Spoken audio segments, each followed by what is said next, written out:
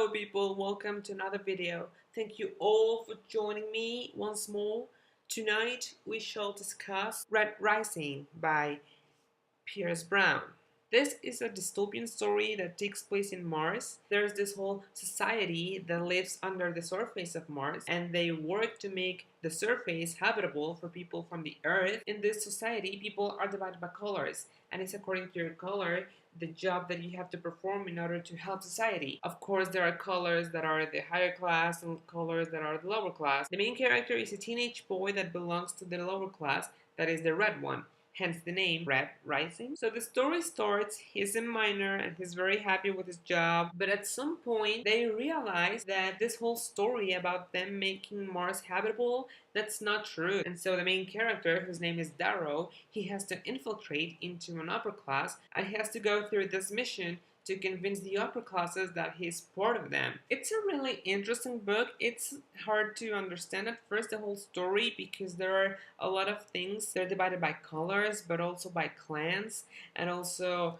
according to what city they live in. I understand that the author didn't want to give all the information at first, and that's completely acceptable. But to me, if they're telling me that this whole society is divided by colors and that each color has a certain job, then I want to know from the very beginning all the colors that are in this society and what each one of them do. And since that doesn't happen from the beginning, it was a little hard for me to keep reading. So I wanted to know all of that since the very first chapter. Also, this book comes with this beautiful map over here, and that also happens to have these things over here that are houses with the names of Roman gods and goddesses. I was just so excited to read about it. But the thing is that this map does not have a name of what this map is about. So I thought since the beginning that this whole story was going to happen in some place of this map. But no.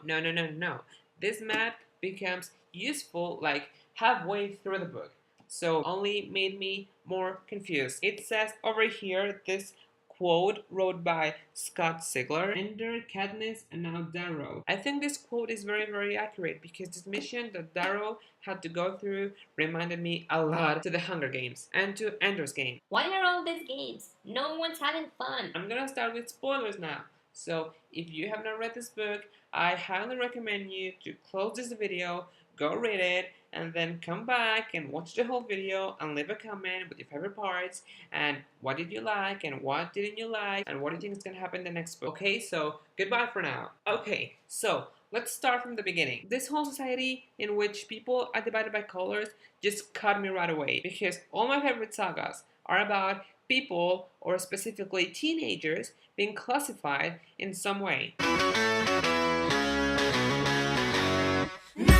We have a teenager boy married, like he's 16, I think, 16 or 17, and he's married, and he describes people being 35, 40 as very old. That was a little confusing, but okay, I go with it. When Darrow finally goes up to the surface of Mars and can see this whole society, I like that description because this concept of more natural beauty. Then he goes to the surface and see all these people, like he was in the capital of Panem with wings and makeup and everything, and it's just so disgusting and weird for him. This whole transformation, oh my god, they transformed him from a red to a gold. They are taking this perfectly healthy young man to transform him into this machine. It was very intense to read that. I'm gonna make you stronger, but first I shall destroy you. He describes the pain of being torn and then rebuilt into this superhuman machine. Oh my god,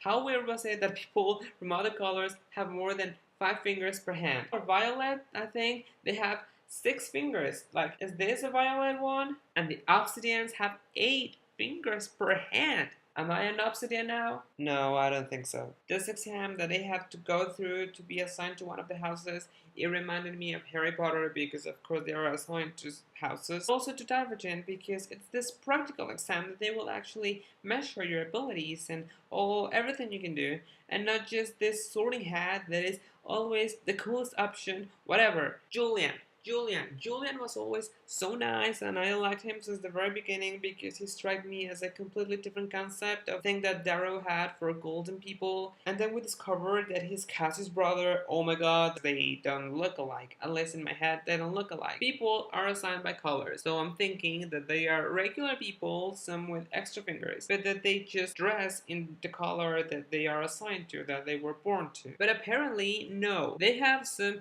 sigils on their hands, and apparently all the gold ones are blonde or have golden hair, so are all the reds ginger. So having physical traits to differentiate you other than extra fingers from other colors, that's cool. That's cool. I liked it. So Julian dies. Well, he's killed. It was very sad for me, but I know that Darrow had to be the one who went because he's the main character. Although I might have liked Julian better than him. But I like how in that moment is when he realizes that this whole society also plays with the goals. They are also under the control of this whole society, and they have to kill them. Natural selection, forced Darwinism. They start in this thing that are like a freaking Hunger Games. What kind of school does that? What kind of school has its own place to make its own version of the Hunger Games? His place in House Mars, and it was shocking for me at first. And they want to fight because they want to win, but they seem fairly civilized. And then there's the Minerva's house scene. What a pretty war room they have, much prettier than Mars's.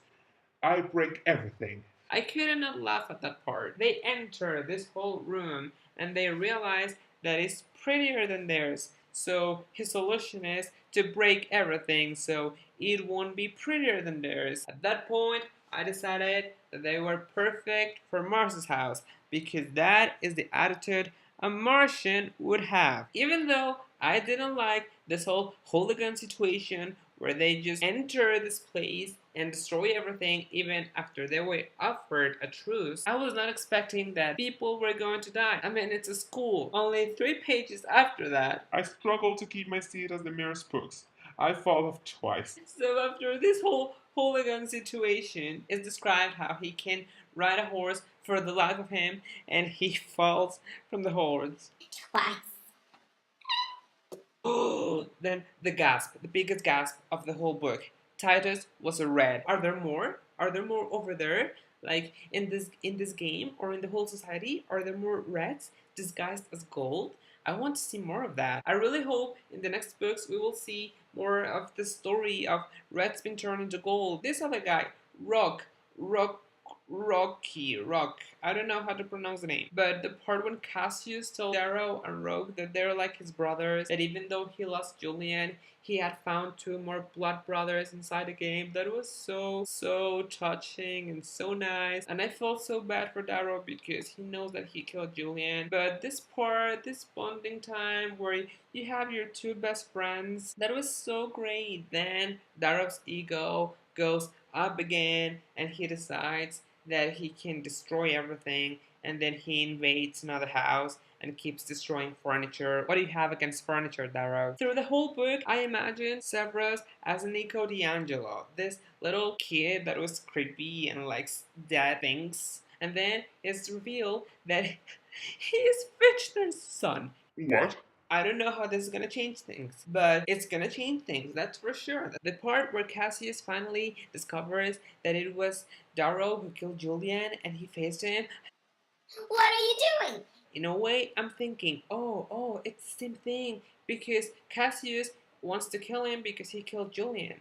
But then Darrow wants to kill every gold because they killed Io. They have this common cause, and I really hope that in the next book they will find this similarity between them and they will realize that they're fighting for the same thing. Darrow, Cassius, go kill the Ark Governor. Do not kill each other because I don't want to say that. When Leah and Rock were dragged out of the castle of Mars and Darrow says that they're leading him to a trap, I thought for a second Rogue was actually the jackal. Somehow it was going to be this plot twist because he was lost after that he was going to be revealed as the jackal. I was not expecting that a little wimpy punk kid was going to be the jackal. What the fuck? And he cut his hand off. This whole strategy of them pretending to be drunk was so great. And then he sends Mustang with the jackal. When he starts making the connection, the Mustang seemed to know the jackal. For a moment, for a second, I thought, what if they're siblings? But that idea came to my head and left just as fast. No, that's too crazy. They can't be siblings. But oh, they were. I knew that she was not gonna betray him. And this whole attitude that he had. Oh no, she's gonna betray me, she's gonna betray me. I must be ready. And then she hands him her gag naked wimpy punk brother. I told you, Darrow, she was not gonna betray you. She's a keeper. The end of the book is not exactly a cliffhanger, at least not to me. I'm excited to read the next one, but it did not leave me with the feeling that I physically need the next book or else I'm gonna punch someone. That's all I have to say about this book. It was great. I really am intrigued about the next one. Thank you all for watching, and I'll see you next time.